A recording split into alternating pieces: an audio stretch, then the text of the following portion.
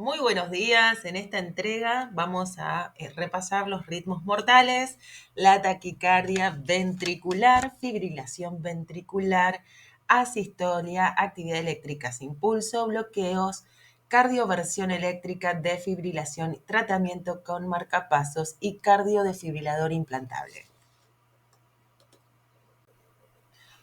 Uno de los ritmos mortales es la taquicardia ventricular. Aquí podemos ver en los gráficos, aquí, cómo se ve la taquicardia ventricular en el electrocardiograma. Se va a definir como 3 o más extrasístoles en la línea cuando la frecuencia cardíaca excede los 100 latidos por minuto. Las causas son similares a las de las extrasístoles ventriculares. Y el tratamiento para esto es la cardioversión para la taquicardia ventricular monofásica en un paciente sintomático. Pero para la taquicardia ventricular sin pulso, el tratamiento es la desfibrilación. Por eso hay que saber identificar si estamos en una taquicardia ventricular monofásica o si estamos en una taquicardia ventricular sin pulso. La fibrilación, ahora más adelante vamos a ver la diferencia entre cardioversión y desfibrilación. Lo que pasa es que para cardioversión necesitas tener complejo QRS. En la fibrilación no hay complejo. Entonces, ¿por qué? Porque la cardioversión va a disparar, va a esperar a la R para disparar y que el corazón se ordene a través de este impulso. Pero en la desfibrilación no tenés complejo porque en la fibrilación vos tenés el ventrículo que no está haciendo ningún ritmo, está todo desordenada la conducción, entonces por eso que ahí hay que desfibrilar, ¿sí? No se va a poder cardiovertir. La fibrilación ventricular, acá podemos ver, tenemos acá a mi izquierda, tenemos arriba un ritmo sinusal normal, podemos ver la P precediendo al QRS y después la onda T, y así hasta el siguiente latido. Y podemos ver en el medio una taquicardia, acá en el medio, una taquicardia ventricular, que pueden ver que hay como un intento de complejo, y en la de abajo de todo podemos ver la fibrilación ventricular, ven que no, es como una actividad eléctrica sin pulso. Es la arritmia más frecuente en los pacientes con paro cardíaco. Este ritmo ventricular rápido y desorganizado que produce contracción ineficaz de los ventrículos. En el electrocardiograma no se aprecia la actividad auricular. Fíjense que no vemos nada, no vemos la onda P, o sea, la onda P no está, que es lo que nosotros podemos ver en el registro por parte de la aurícula.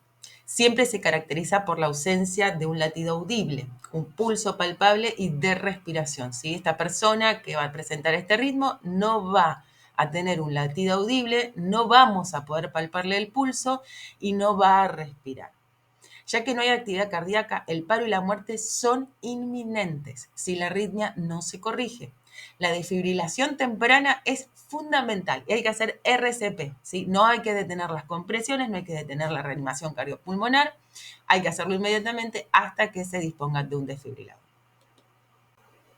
Acá podemos ver acá arriba en el gráfico cómo se ve la representación gráfica de la asistolia, que también es frecuentemente llamada línea isoeléctrica. Se caracteriza por la ausencia de complejos QRS, no vemos ningún complejo QRS ahí, en dos derivaciones diferentes, ¿sí? Aunque las ondas P pueden ser evidentes durante un periodo corto, como ahí podemos observar. No hay latidos, no se palpa pulso, no hay respiración. Sin tratamiento inmediato, la sistolia ventricular es mortal. Mismo tratamiento que la actividad eléctrica sin pulso, con foco en RCP de alta calidad, con interrupciones mínimas. Esto es importantísimo. Se interrumpe demasiado el RCP. No hay que, las recomendaciones es interrupciones mínimas e identificar los factores subyacentes y contribuyentes. ¿Cuáles son? Bueno, tenemos que estar pensando cuando nos encontremos con un ritmo de asistolia en los principales factores que contribuyen a la parada cardiorrespiratoria, las famosas 5H y 5T del trauma, ¿no? Del paro cardíaco. Hipoxia, las 5H corresponden a hipoxia, hipovolemia, hipotermia, hidrogeniones, porque es acidosis, ¿no? El exceso de hidrogeniones provoca acidosis. La hipo y la hiperpotasemia. Siempre yo los torturo con, no los torturo, les insisto mucho con el tema de potasio, de los valores normales, porque fíjense, hasta nos pueden conducir a un paro, una sistolia. Y las 5T, tóxicos, trombosis pulmonar, trombosis coronaria, fíjense los riesgos que llevan, ¿no? La formación de trombos, taponamiento cardíaco y neumotórax a atención.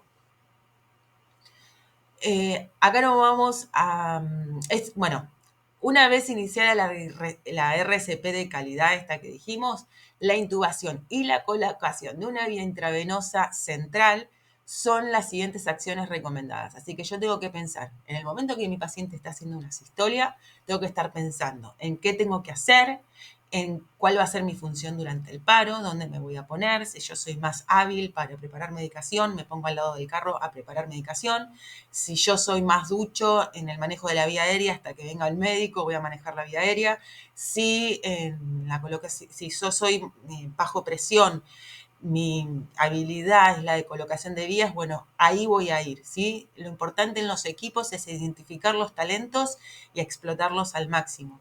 Siempre que una persona la pongamos a trabajar en lo que se siente con el autoestima más fuerte, en donde es muy hábil, vas a obtener un equipo que se va a sentir sólido, que se va a respaldar, que va a potenciar su talento y vamos a resolver mucho mejor todos los códigos azules, porque en el hospital es código azul, y fuera del hospital es código rojo, la urgencia, ¿sí? Aquí vamos a ver muy por encima los distintos tipos de bloqueo, por ejemplo, el bloqueo auriculoventricular de primer grado. En este caso se va a presentar cuando todos los impulsos auriculoventriculares van a ser conducidos por el nodo auriculoventricular hacia los ventrículos, a una velocidad pero más lenta de lo normal. En el bloqueo auriculoventricular de segundo grado tipo 1, va a haber un patrón repetitivo en el que todos, menos uno, en una serie de impulsos auriculares, van a ser conducidos a través del nodo sinoauriculoventricular hacia los ventrículos. Cada impulso auricular requiere más tiempo para la conducción que el anterior hasta que uno queda bloqueado totalmente. Entonces, ¿qué va a pasar en este bloqueo auriculoventricular de segundo grado tipo 1? Entonces, van a pasar todos los impulsos desde las aurículas por el nodo auriculoventricular, pero menos uno cada tanto. Entonces esto va a generar una bradicardia. Ahora, en el bloqueo auriculoventricular de segundo grado tipo 2, solo algunos de los impulsos auriculares van a ser conducidos del nodo auriculoventricular hacia los ventrículos. Entonces vamos a tener una bradicardia más extrema. En el bloqueo auriculoventricular de tercer grado, lo que va a pasar es que no se va a conducir ningún impulso auricular a través del nodo auriculoventricular y de ahí hacia los ventrículos. Esto da lugar a una afección denominada disociación auriculoventricular. No hay conexión entre aurícula y ventrículo, que también puede ocurrir durante la taquicardia ventricular en un bloqueo completo. La cardioversión eléctrica implica la aplicación de una corriente eléctrica temporizada para terminar una taquiarritmia. En la cardioversión, el desfibrilador se sincroniza con el electrocardiograma, nos va a pedir al médico sincronizado que ajustemos el desfibrilador para que el impulso eléctrico se descargue durante la despolarización ventricular, durante el complejo QRS. Acá podemos ver en el gráfico el ritmo, el primero irregular, pero tenemos QRS, ¿sí? Está irregular el ritmo, pero hay complejos QRS, va a identificar el complejo y ahí va a cardiovertir. La sincronización evita que la descarga se produzca durante el periodo vulnerable de la repolarización, o sea, la onda T, cuando se repolariza el ventrículo, permitiendo la diástole, permitiendo el llenado. lo que podría causar una taquicardia ventricular o una fibrilación ventricular. O sea, podríamos empeorar la cosa si lo desfibrilamos. La cantidad de voltaje varía entre 50 a 360 joules y va a depender del dispositivo que tengamos. La desfibrilación se usa en situaciones de urgencia y es el tratamiento de elección para la fibrilación ventricular y la taquicardia ventricular sin pulso, la causa más frecuente de pérdida abrupta de la función cardíaca y muerte súbita cardíaca. No se utiliza en pacientes conscientes y con pulsos. La configuración de energía para la descarga inicial y posterior que emplea un desfibrilador monofásico debe ajustarse en 360 joules. El ajuste de energía para el choque inicial usando un desfibrilador bifásico puede establecerse en un rango de 350 y 200 joules. Es importante que tengamos muy presente que hay muchos estudios que han demostrado que esta desfibrilación temprana, realizada aunque sea por legos, por personas no especialistas en un entorno comunitario, puede aumentar la tasa de supervivencia. Si se realiza RCP de forma inmediata y la desfibrilación se aplica dentro de los 5 minutos, más personas adultas en fibrilación ventricular pueden sobrevivir con la función neurológica intacta, porque también tenemos que tener en cuenta en las últimas recomendaciones de la American Health Association que también tenemos que ser conscientes de la rehabilitación y de las secuelas que dejamos. Un marcapasos es un dispositivo electrónico que proporciona estímulos eléctricos al músculo cardíaco. Se usa cuando un paciente tiene una formación de impulso permanente o temporal más lenta de lo normal, una aurícula ventricular sintomática o una alteración de la conducción ventricular. Los marcapasos se pueden tener de forma permanente o temporal. Ahora bien, los temporales se usan para ayudar a veces a los pacientes hasta que llegue el marcapaso definitivo o simplemente hasta que mejoran. Pero los temporales solo se pueden utilizar en el hospital. Este tratamiento también es llamado terapia de resincronización cardíaca. Lo que va a hacer este marcapaso es esta función de generar de forma automática el impulso que va a estar por un problema fisiológico anulado o disminuido en el corazón, entonces va a reemplazar esa función y va a disparar el impulso cuando el corazón no lo haga. Es importante que sepamos que algunos desfibriladores también, aparte de generar desfibrilación, pueden cumplir la función de marcapasos transcutáneos. ¿Esto qué quiere decir? A través de la piel. Se colocan estos electrodos de electrocardiograma de estimulación. A veces hasta son los mismos parches que se utilizan para cardioversión y desfibrilación. Se ponen en el tórax y en la espalda del paciente. Los electrodos se van a conectar al desfibrilador y va a funcionar como un generador de marcapasos temporal. Como este impulso debe viajar a través de la piel y los tejidos del paciente antes de llenar el corazón, la estimulación transcutánea puede causar incomodidad significativa y sensación de ardor y contracción muscular involuntaria y solo debe usarse en emergencias y en tiempos cortos. Este tipo de marcapasos requiere hospitalización.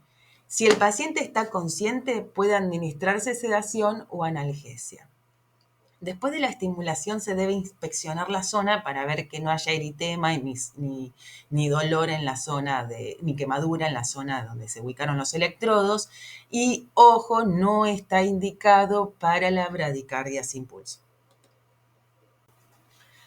Por último, el desfibrilador cardioversor implantable, como podemos ver acá, podemos ver en la imagen, este cardiodesfibrilador implantable es un dispositivo electrónico, va a detectar e interrumpir los episodios de taquicardia o fibrilación potencialmente mortales, en especial aquellos de origen ventricular. Los pacientes que tengan alto riesgo de taquicardia ventricular o fibrilación ventricular y aquellos que sobrevivieron a un síndrome de muerte súbita cardíaca, que en general es causado por una fibrilación ventricular o que han experimentado una taquicardia ventricular espontánea sintomática, por ejemplo, el síncope secundario a una taquicardia ventricular, no debido a una causa reversible. Entonces, todos estos pacientes van a requerir de un CDI, como lo indican sus siglas. El CDI, el cardioversor desfibrilador implantable, tiene un generador del tamaño de una cáscara de fósforo que se implanta en un bolsillo subcutáneo general en la pared torácica superior. Este procedimiento de implantación, los cuidados posteriores y la duración de la hospitalización son muy similares a los de la inserción de un marcapasos, ¿sí? Eso es prácticamente lo mismo. La vida útil de la batería de litio dura unos 9 años y las complicaciones son las mismas asociadas con la implantación de un marcapasos. Es prácticamente lo mismo. Muchas gracias por haber llegado hasta acá, así que los espero en el próximo video y cualquier duda, por favor comenten, así yo les hago otro videito con la explicación que necesiten. Éxitos mañana, nos vemos, chao.